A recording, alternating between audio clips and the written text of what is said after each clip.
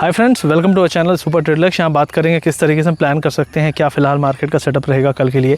आज का मार्केट को देखें और उसके बेस पे हम किस तरीके से ग्लोबल मार्केट को एनालिसिस कर सकते हैं, किस तरीके से क्रिप्टो करेंसीज़ में सेटअप दिख रहा है, किस तरीके से डॉलर में दिख रहा है, आपका यूएस ऑयल कैसे परफॉर्म कर रहा है, गोल्ड और सिल्वर कैसे परफॉर्म कर रहे हैं। इन सारी चीज़ों के बारे में इस वीडियो में बात करेंगे।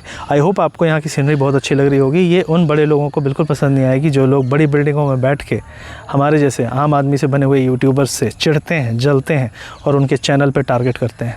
आपको मैं बता दूं, अभी हमारे रिसेंटली में चैनल के 2-3 वीडियोस को डिलीशन आया है दूसरे चैनल के, लेकिन वो जो वीडियोस थे वो आपके चार्ट एनालिसिस के थे।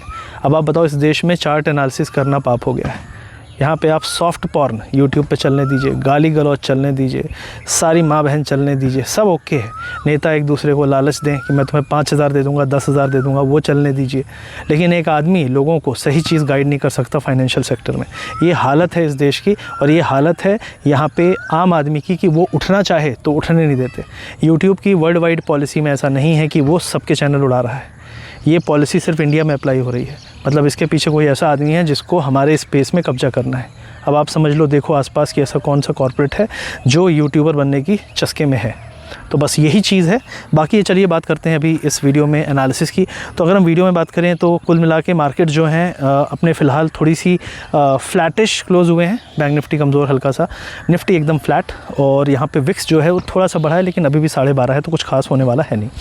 उसके अलावा अगर हम बात करें तो यहाँ पे जो गोल्ड है वो गिरता हुआ दिख रहा है। तो गोल्ड यहाँ पे क्यों गिर रहा है? क्योंकि गोल्ड अभी रिसेंटली में जब वॉर की खबर आई थी इजराइल और ईरान की, तो गोल्ड काफ़ी स्पाइक हुआ था। उसके बाद वापस से नॉर्मलाइज़ हो रहा है, जैसे जैसे ये हो रहा है कि अब कोई ऐसा बड़ा एस्केलेशन नहीं होगा। दूसरी चीज़ है कि जो ट्रंप की टैरिफ पॉलिसीज़ हैं उसमें बहुत डिलेइंग, ड्रैगिंग और पोस्टपोनिंग चल रही है, और जो डील्स हैं वो प्रॉपरली नहीं हो पा रही हैं। इसका मतलब है कि ट्रंप भी अपने जो एजेंडा है उसमें बहुत ईजिली काम नहीं कर पा रहा है। वहीं एलोन मस्क ने एक नई पार्टी डाली है जिससे ट्रंप को बहुत एलर्जी हो गई है, क्योंकि अगर वो जो नई पार्टी है वो, अगर हम कहें मनी पावर से चुनाव जीता जाता है, पूरे वर्ल्ड में जीता जाता है। एलोन मस्क उसका सबसे बड़ा एग्जाम्पल है, जिसने करीब 2-3 हज़ार करोड़ ट्रंप के चुनाव में खर्च किया। तो वो अपने पैसे से कितने सारे रिपब्लिकन्स को तोड़ के अपनी पार्टी में लाकर ट्रंप के अगेंस्ट या रिपब्लिकन्स के अगेंस्ट खड़ा कर देगा, ये आपको नहीं पता। और ये ट्रंप को पता है, क्योंकि पैसा बहुत ज़रूरी है। और वो बोला, मैं तो फंड भी नहीं लूँगा, मुझे डोनर भी नहीं चाहिए, मेरे पास इतना खुद का पैसा है।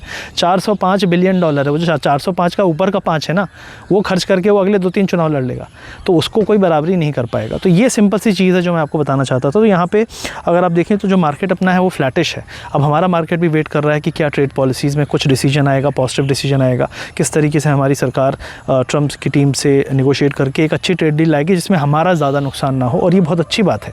मैं कह रहा हूँ, ट्रंप जो है उसको पता है कि मैन पावर हमारे पास है, हमारे पास ब्रिलियंट मैन पावर है, तो हमें दबना नहीं चाहिए, हमें उससे एक अच्छी डील निकालनी चाहिए। क्योंकि ट्रंप को अंदर से ये भी पता है कि बहुत सारे जो उसके टेकी जो सर्कल में हैं वो सारे के सारे जानते हैं कि इंडिया के बगैर हमारा टेक सेक्टर सर्वाइव नहीं कर सकता। तो मुझे लगता है अगर थोड़ी सी फर्म स्टैंडिंग करेंगे तो हमें अच्छी डील निकल के आएगी। और कोई भी ऐसी चीज़ नहीं माननी चाहिए जिससे हमारी बिज़नेस, हमारी इंडस्ट्री को बहुत ज़्यादा नुकसान हो।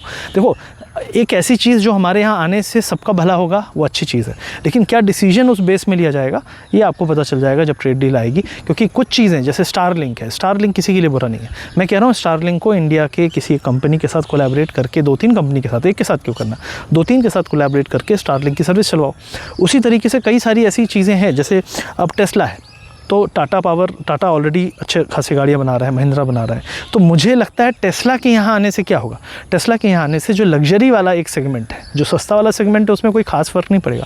लग्जरी वाले सेगमेंट में फ़र्क पड़ेगा, तो पड़ेगा, कोई दिक्कत नहीं। क्योंकि हमारे यहाँ जो ज़्यादातर गाड़ियाँ लोग अभी खरीद रहे हैं ईवी वाली, वो 20-25 लाख के आसपास खरीद रहे हैं। तो अगर टेस्ला की गाड़ियाँ 30 लाख के ऊपर वाली ज़्यादा हैं तो उससे हमको कोई नुकसान नहीं है। तो इस तरीके से डील आए तो कोई बुराई नहीं है, मुझे ये लगता है। तो देखिए अभी क्या होता है, ये तो अभी आने वाला समय बताएगा। और यहाँ पर अगर हम बात करें तो ग्लोबल मार्केट्स भी जो हैं वो वेट एंड वॉच में है। ट्रंप की पॉलिसी का क्या निकल के आता है, ट्रंप के कमेंट्स क्या निकल के आते हैं, उस पर काफ़ी कुछ डिपेंड करेगा कि मार्केट यहाँ से क्या करता है। लेकिन यूएस मार्केट का जो मैंने टेक्निकल चार्ट एनालिसिस किया उसके हिसाब से मुझे लगता है यूएस मार्केट एक ब्रेकआउट में है, और यहाँ से जो डिप्स आ भी रहे हैं वो डिप केवल बाइंग अपॉर्चुनिटी है। हम प्री टैरिफ वाले क्रैश के लेवल पे आए, उसके ऊपर हमने ब्रेकआउट किया। अब जो वो लेवल है वो करीब करीब वहाँ पे एक सपोर्ट की तरह काम करेगा। अगर हम कहें कि यूएस टेक सेक्टर का 22,300 के आसपास है, 22,300 के आसपास लेवल है। नैस्डैक का जो एक सपोर्ट की तरह काम करेगा, जो करंट लेवल से 1.5% 2% होगा। तो 2% का डिप भी आ जाए कोई दिक्कत नहीं है, कुछ सेटअप चेंज नहीं हुआ है। लेकिन हम अगर उस लेवल के ऊपर बेस बना रहे हैं तो ये अगले अपसाइड की तैयारी है। मेरा मानना है कि अगले 3 से 6 महीने में रेट कट भी होंगे। ट्रम्प की पॉलिसीज़ थोड़ी सी डविश भी होगी, मार्केट के लिए भी प्रो मार्केट बातें करेगा, क्रिप्टो करेंसीज़ के लिए बहुत कुछ करने वाला है। एक और चीज़ आपको बता दूं, क्रिप्टो करेंसीज़ के लिए तो इंडिया में रेगुलेशंस जो आएंगे, देखना बहुत कुछ ट्रम्प उसमें फोर्स करेगा। बहुत सारे जो एक ट्रम्प के दोस्त यार वो हैं एक्सचेंजेस हैं, उनको लाइसेंस मिलेगा। ये सारी चीज़ें होंगी अगले कुछ समय में, है ना। तो अभी आगे जो चल के है असली ग्लोबलाइजेशन ट्रम्प जो है फोर्स करके करवाएगा, जिसका मुझे इंतज़ार है, क्योंकि उसमें कई चीज़ें अच्छी भी होंगी हम लोगों के लिए।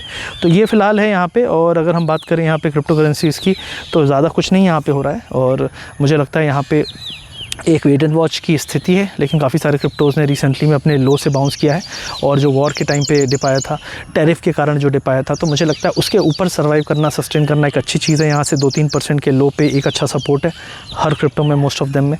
तो वो अगर होल्ड करता है तो I think we are again setting a stage for an upside. और वो अपसाइड आपको पता है महीने, 15 दिन, 20 दिन, 1 महीने में ऐसा अपसाइड आ जाएगा जिसका आप 3 महीने वेट कर रहे हैं। यही होता है। फिर उसके बाद कंसोलिडेशन होगा, फिर कंसोलिडेशन चलेगा 1.5-2 महीने, फिर 10 दिन में एक मूव आ जाएगा। तो इस तरीके से 2-3-4 स्टेप में रैलीज आएंगी, जो कम से कम 3 से 5 महीने चलनी चाहिए, और 3 महीने तो चलनी चाहिए। और उस 3 महीने में आपको 15 दिन रैली दिखेगी, और कम से कम उसमें आपको 1.5-2.5 महीने आपको कंसोलिडेशन दिखेगा। तो इस तरीके से, लेकिन पेशेंस टेस्टिंग हमेशा हर लेवल पे होगी। तो ये फिलहाल मेरा व्यू था। आई होप वीडियो अच्छा लगा। वीडियो अच्छा लगा तो इसको लाइक करिए, शेयर करिए, सब्सक्राइब करिए। क्रिप्टो करेंसी सीखना चाहते हैं तो वीडियो के पिन कमेंट डिस्क्रिप्शन में लिंक दिया हुआ है। एक काम ज़रूर करिएगा, हमारे चैनल को इसको सब्सक्राइब कर लीजिए। हमारा जो फ्री टेलीग्राम चैनल है उसका लिंक मैं दे दूँगा पिन कमेंट में, उसको ज़रूर डाल लीजिए। क्योंकि इस जो करंट यूट्यूब की रिजीम है, जो रिजीम ही कहेंगे, जैसे ईरान कुछ भी कर देता है वैसे ही कर रही है। मतलब आप सोचोगे नहीं, लोगों के डिलीटेड वीडियोस को डिलीट कर रहे हैं। मतलब ये वैसे ही हुआ कि कोई आदमी था, उस पर मर्डर का चार्ज था, वो मर गया, तो बोले इसको पहले ज़िंदा करो और फिर इसको गोली मारो, फांसी चढ़ाओ।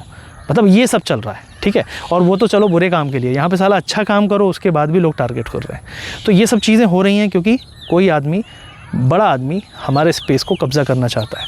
मतलब वो जो कहता है ना उसमें, तेजा मैं हूँ, है ना। अंडा भी हम ही बेचेंगे, ब्रेड भी हम ही बेचेंगे, ऑमलेट भी हम ही बनाएंगे, सारा काम हम ही करेंगे, और कोई नहीं होना चाहिए। आम आदमी गरीब रहे, गरीब ही पैदा हुआ है, गरीब ही रहे। मिडिल क्लास वाला कभी भी अपर मिडिल ना पहुँचे, अपर मिडिल वाला कभी रिच क्लास में ना जाए।